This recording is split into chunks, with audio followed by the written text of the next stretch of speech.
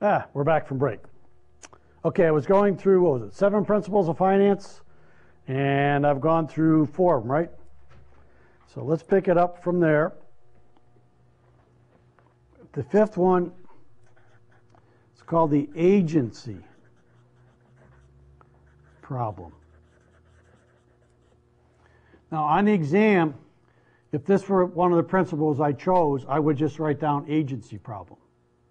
And then I would say, explain it, and then give me an example of it. So risk-return trade-off, efficient capital markets, cash, not profits, is king, and so forth. That's what I'll give you now. I want you to give me an explanation of that. The agency problem. Managers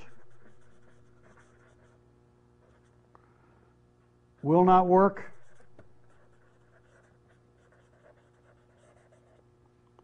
unless it's in their own best interest.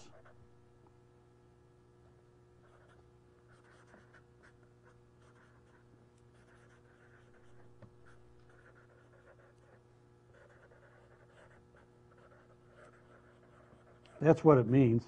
That's what the textbook says, but that's not what I'm going to give you an answer on. Let me talk about this, the agency problem. It has to do with the relationship between managers of a company or anybody that works for the company and the owners of the company.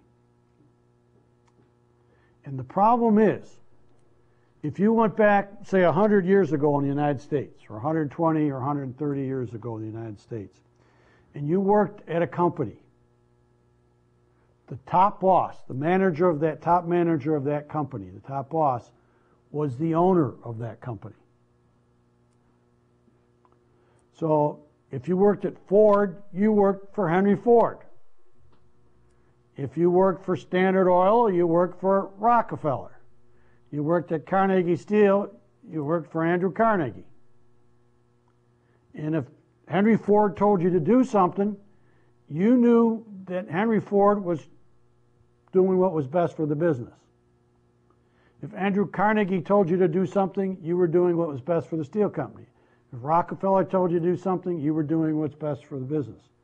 In today's world, there's a separation of ownership and management.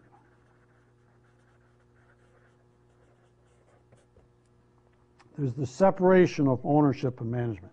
The agency problem, I prefer to say it that way. It's the separation of ownership and management.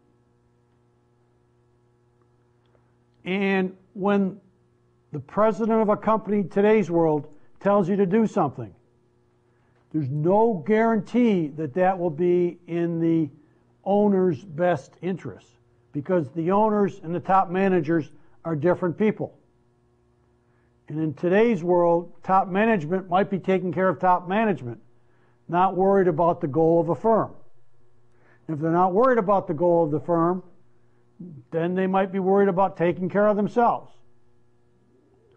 I think one of the best examples of this is if you read comics, and maybe many of you don't read the comics, there's a comics known as Dilbert. And Dilbert is a guy that works in this large corporation. They never really tell you what their product is or anything like that. And he works for a pointy-haired boss. And that pointy-haired boss tells him some of the darndest things to do.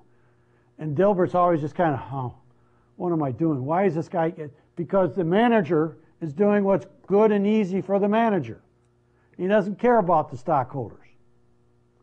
And the question is, the problem is, how do we get those managers to do work for the stockholders? How do we do that? How do you get managers to do what's going to be good for the stockholders? Some people say, well, you give them stock options. And if the company does well, their stock option becomes worth more money, and thus you try and align their interests that way. The unfortunate thing is, or bonuses, but the unfortunate thing is in the United States, we tend to give bonuses even when the company does poorly. We find multi-million-dollar bonuses because, oh, we're afraid that top manager is going to leave, even though he almost put us into bankruptcy. So how do we align management's interest with stockholders' interest? That's the agency problem. How do we align? How do we align? I'll put it down here.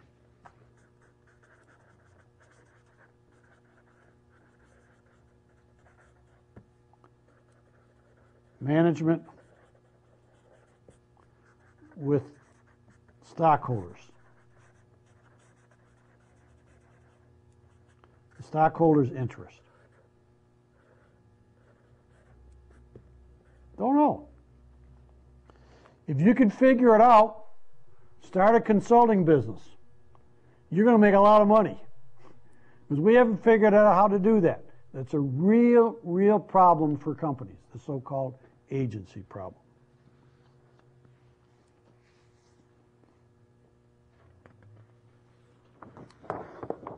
Number 6, taxes, bias, business decisions. Taxes, bias, business decisions.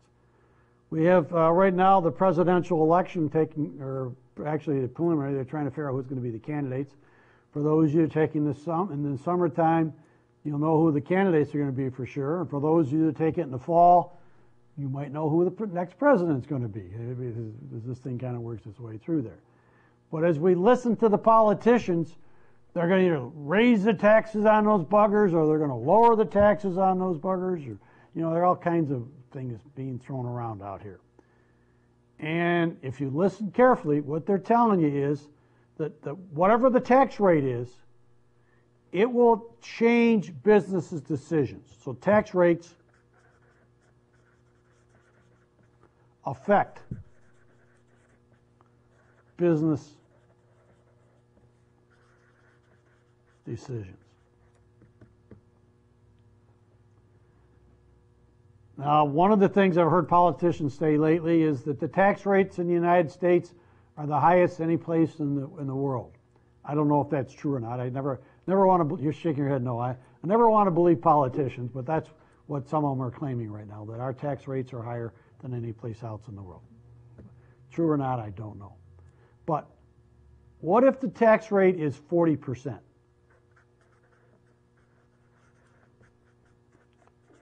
Right now, a corporate tax rate peaks out at 35%, but then state and local taxes get thrown in there also.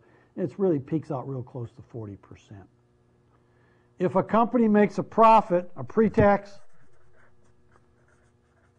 profit of $100, after tax, it's only $60. Is that right? 40% goes to the government, and $40 goes to the government, 60. Is there an incentive for companies to write off things as much as possible? As quickly as possible? The answer to that question is yes. Why? Every dollar that we write off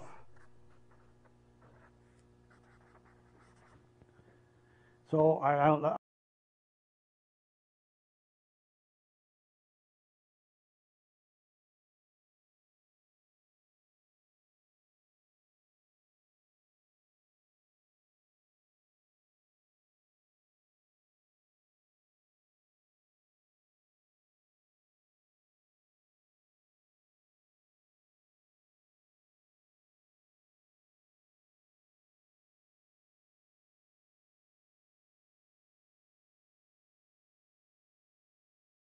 Let me just say the tuition is $1,000. No, it's a lot more than that, but let's just keep the number simple. So the tuition is $1,000. What does it cost your company to send you to school? Cost your company, I mean, what effect does it have on the stockholders? Remember that was our goal of the firm, take care of the stockholders? Well, if they pay $1,000 of tuition for you, after tax, if the tax rate is 40%, the tax rate is 40%, it really only costs the stockholders $600 because we can write it off. Every dollar we can write off. So if I make a decision where I do one project which allows me to write it off over 30 years, and another project where I can write it all off now, today, which is better? If you write it off, all of it today, then you get your tax savings all today. If you write it off over 30 years, your tax savings comes in a little bit each year for 30 years. And you're much better off saving it all today. You're much better off saving it all today. So that's how taxes bias business decisions. I'll give you another example. And we're going to come back on this one back the next in week 9, I think it is. If I pay dividends to my stockholders, they're paid after tax. If I pay interest to my bondholders, they're paid before tax. Which is better, $100 of interest or $100 of dividend? You write that down.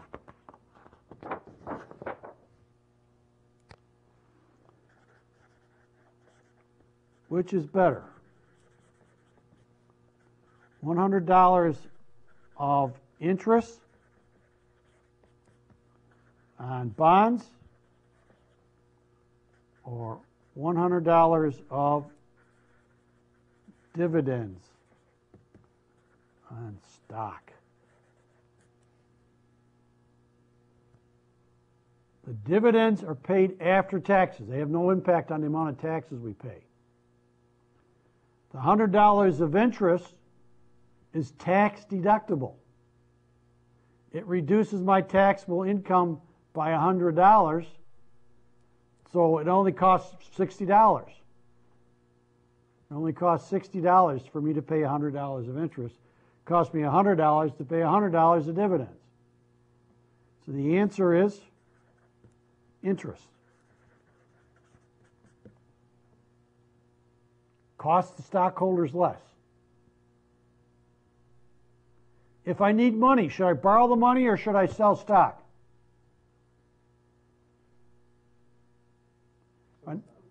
No, issue bonds. Because the interest on the bonds will be tax deductible. The dividends on the stocks will come after tax. There's a strong bias in the American economy towards borrowed money. A strong bias in the American economy towards borrowed money. Now, we have a lot of students from a variety of countries in here, and I'm not certain around the world that statement holds true. But certainly in the American economy, probably the Canadian economy, and I don't want to go too much further than that. India the same way? India the same way, okay? China the same way? China the same way? Don't know, okay. So interest, there's a bias towards using debt rather than stock because the interest on the debt is tax deductible. Taxes bias business decisions. We do the things that allow us to write it off fastest. We do the borrowing that allows us to write it off as makes it tax deductible.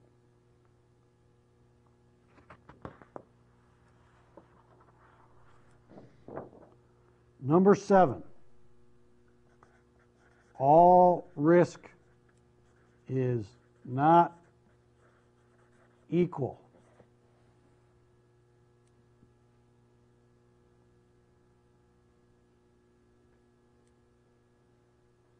I will cover this next week.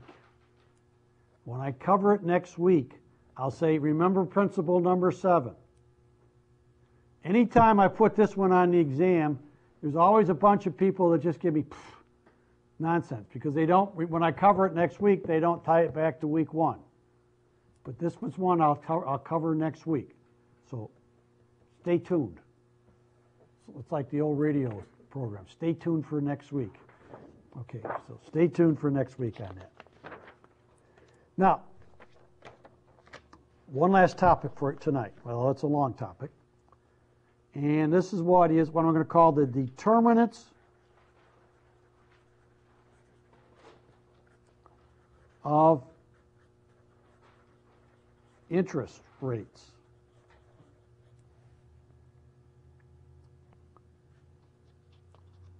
I'm going to give you 5 factors.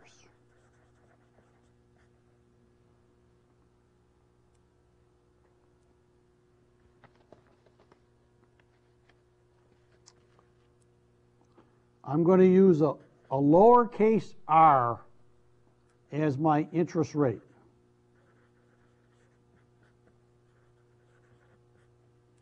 Does that make sense? R for interest rate. The older editions of the textbook use K. I don't know how they ever got K for interest rate. Most authors either use I for interest rate or R for interest rate. So you can use I if you want, you can use R. If you want, you can use K, I don't care, but pick one of those kinds of things. Okay, so the interest rate. What we want to know is, when you borrow money, what determines the interest rate? Ever given any thought?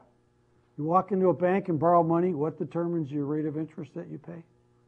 Well, I'm going to give you a 5-factor model, 5 factors that determines this level of interest rate.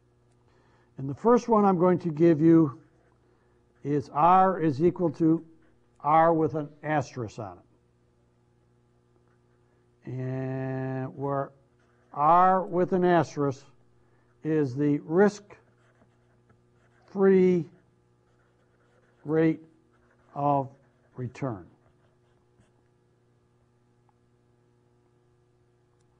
The risk-free rate of return.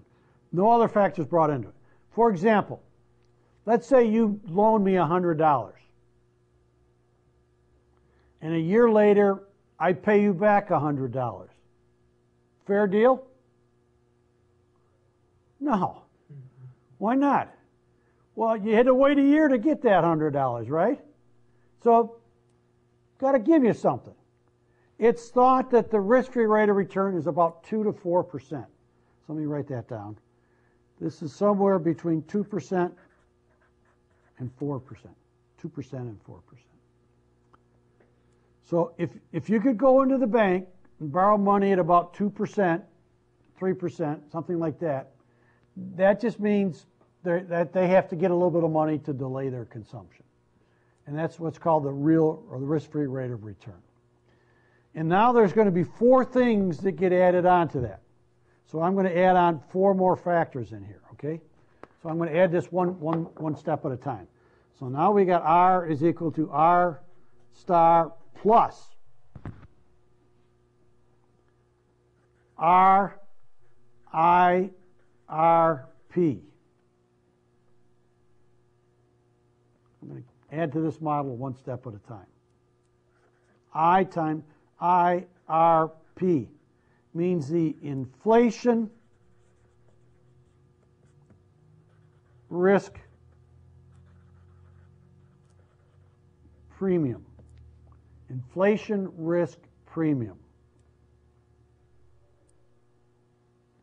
Let's see, you loan me $100, and a year later I pay you back $103. So we've taken care of the risk-free rate of return.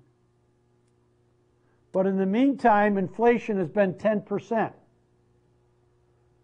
So now it takes $110 to buy what that $100 would have bought a year earlier.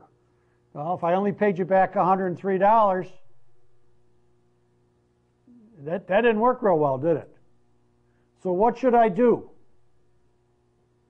Well, if I borrow $100, I better give you $3 for the delaying the consumption, plus I better give you another 10% for the amount of inflation that we had there, so I better pay it back $113, right?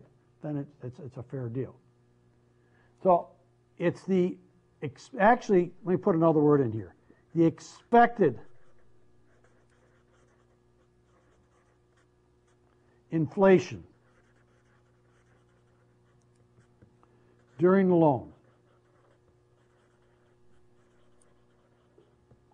Expected inflation that we have during the loan.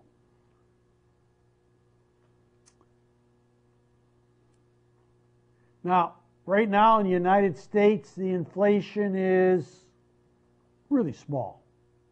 Some people say 0%, some people say 1%, some people say 2%, depending which measure you're using on it, but it's quite low. So if you borrow in the United States right now, you got about a 2%, 2 to 3% for the risk-free rate of return, and another 1 or 2% added on for inflation. Now, are there places in this world that have much higher inflation? What kind of inflation you got in India? 9%. So your interest rates ought to be 12, 13% at least. And do you have any idea of inflation at home? 10, 11%. So you're talking 13, 14% for interest. Is it possible that inflation can be negative? Yeah, the word is actually deflation. So it's actually possible the prices as a society go down over time. For example, let's say we had 10% deflation. What would we have for an interest rate? Well, let's see, you loan me $100.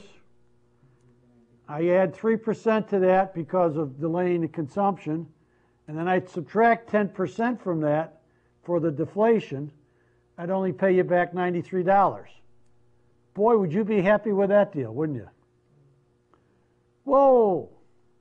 Are there any countries in this world that have deflation? Answer, there's one huge economy for the last 20 years has had deflation. Huge economy. Right now, I think it's the third biggest in the world. U.S., China, Japan. Japan has had deflation for the last 20 years. And they have actually had some situations where they've had negative interest rates, like negative 1%.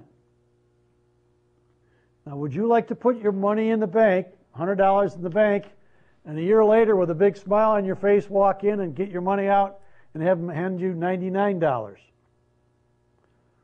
But that $99 would buy more than the $100 a year earlier.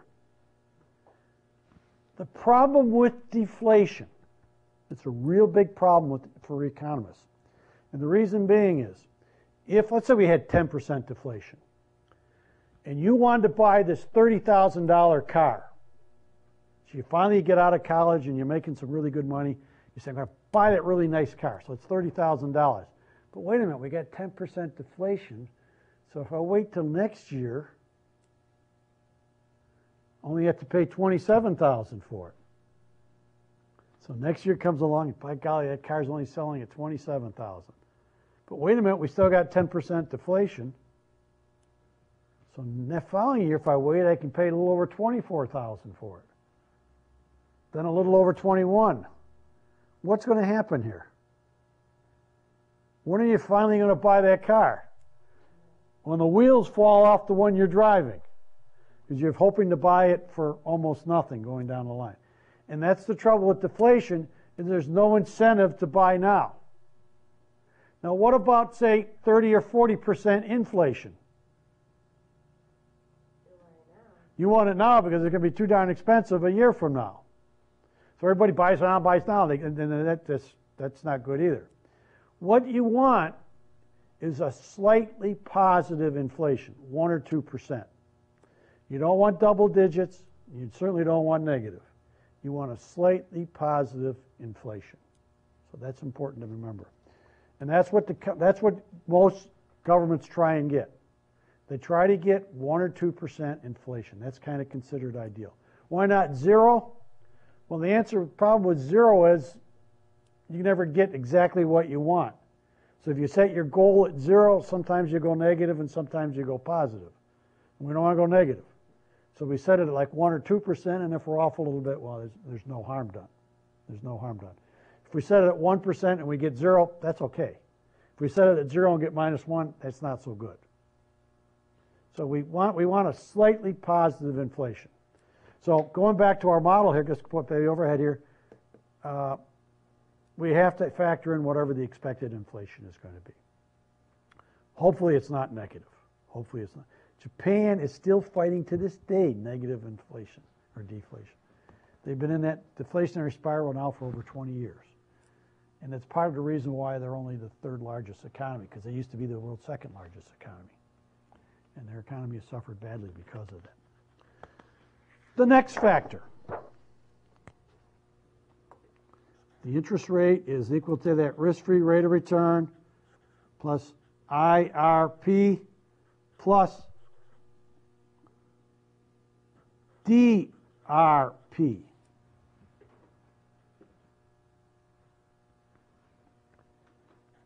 DRP stands for default risk premium.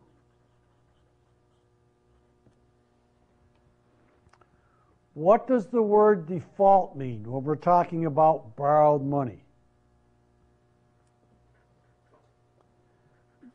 Do not pay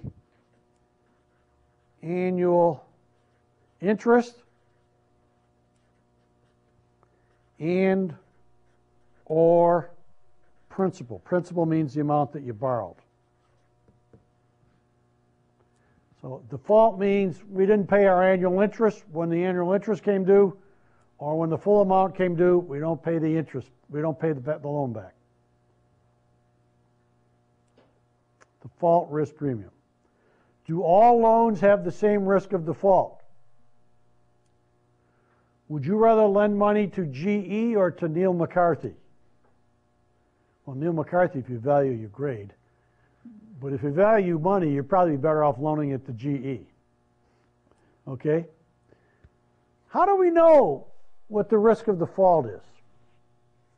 How do we know what the risk of, how do we know what the chances are of someone not paying us back? And the answer is, and I put this on every exam, put all this on every exam, so it's called a bond rating. I always ask on the exam, what do bond ratings measure? And about a third of you will tell me bond ratings measure risk. And I'll put some red on there. Because bond ratings measure the risk of default. So if you just tell me risk, you're in trouble. It's the risk of default. Now, there are 3 companies in the United States that look at almost all the bonds that are sold in the United States. Now, 2 of them are the major players. The first major player is a company known as Moody's, and the other one is a company known as Standard and Poor's, which we usually abbreviate just S&P.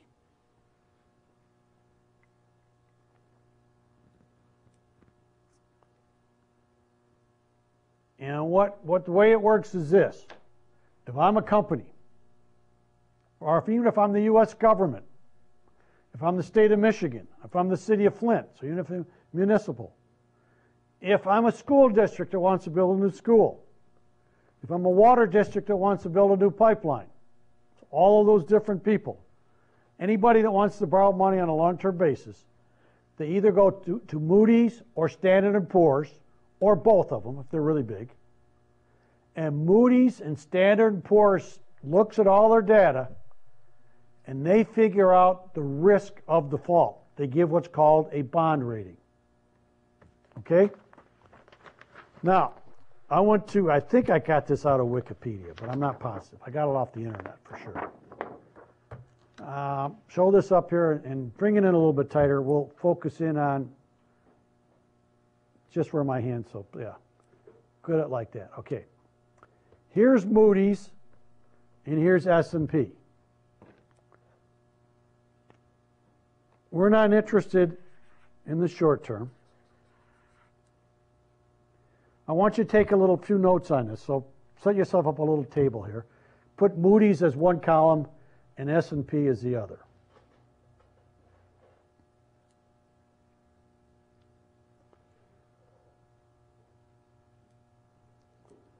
The highest rating that you can get from Moody's is A, lowercase a. It's a triple A. The highest rating you can get on a bond from Moody's is triple A. The highest rating that you can get from S&P is also triple A, but it's all capital letter A's. I'm not going to have you get all of them. Just get the ones I point out to you here, okay? The second highest rating is A1. So write this one down and write this one down. So it's a double A1. For Standard & Poor's, it's a double A plus. That's the second highest rating. Now note what happens. It's double A2, double A3. Double A minus. Okay? Now, I want you to, right where I've got a line drawn here, I want you to get this one above and below the line. So just kind of draw a little squiggly. You don't need all the ones. Go triple A, double A1, then go draw kind of a squiggly going down here like that. And then go BAA3.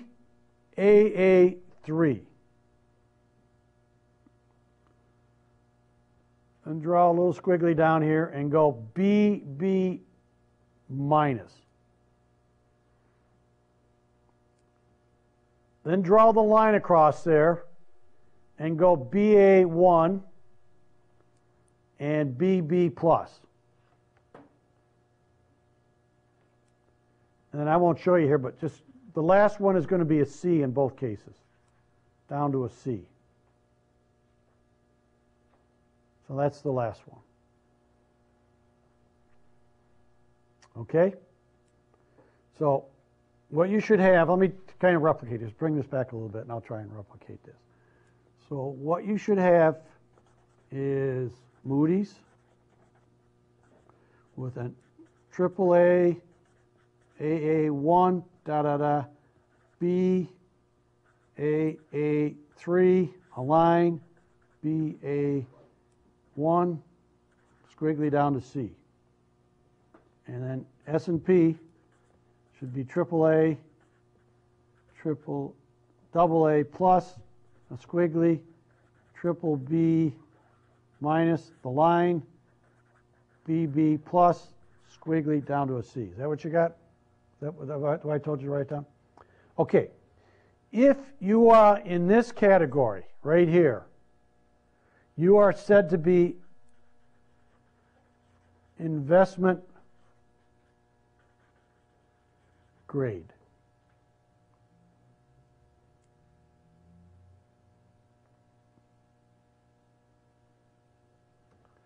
So what I want you to do, I want you to know either Moody's or Standard & Poor's. I don't care which. But if I ask you what's meant by an investment grade bond, you tell me it's a bond rating that's between AAA and BA3 or AAA and triple B minus. Either way, either way you want it.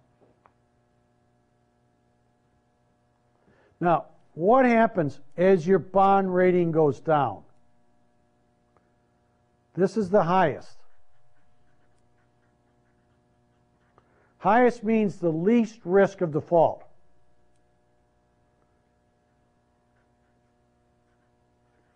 Least risk. So there's no default risk premium. AAA has no default risk premium.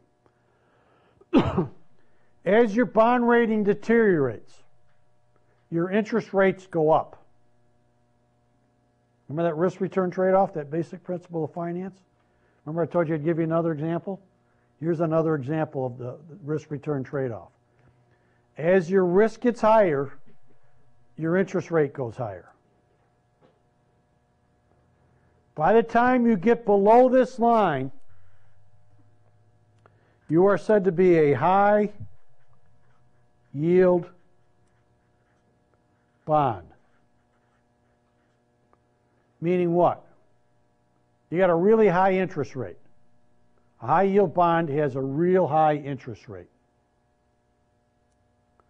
There's another name for a high yield bond that does not sound technical but is. It's called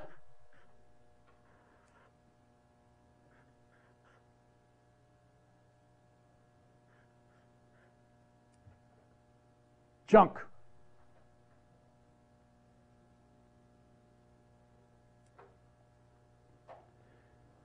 Is a junk bond in default? No, they can have a BA1 or a B plus. It's just that they're paying a fairly high interest rate. It's not till you get down to C down here, are you in default? This is where you're actually in default. Way down here to C. As you deteriorate down here, you kind of fall in those categories.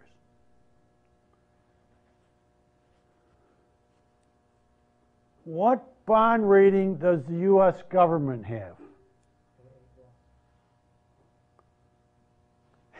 Answer, like somebody would go, well, AA plus for Standard & Poor's. Moody's, it's still AAA. There was a big thing about that last summer, in the summer of 2011, that the U.S. government lost its top rating of its bond. Historically, U.S. government bonds are considered to be risk-free. Historically. I believe France and England also recently lost their AAA rating. I could be wrong with that, but I think Germany is still AAA. But there's a lot less countries that are AAA right now. In practical sense, U.S. is still considered the least risk of any bonds out there, in a practical sense. Do you know what the Chinese government have any bonds? You don't know? I don't know. I don't know what their bond rating would be. Do you know what India's bond rating is? No idea. Okay.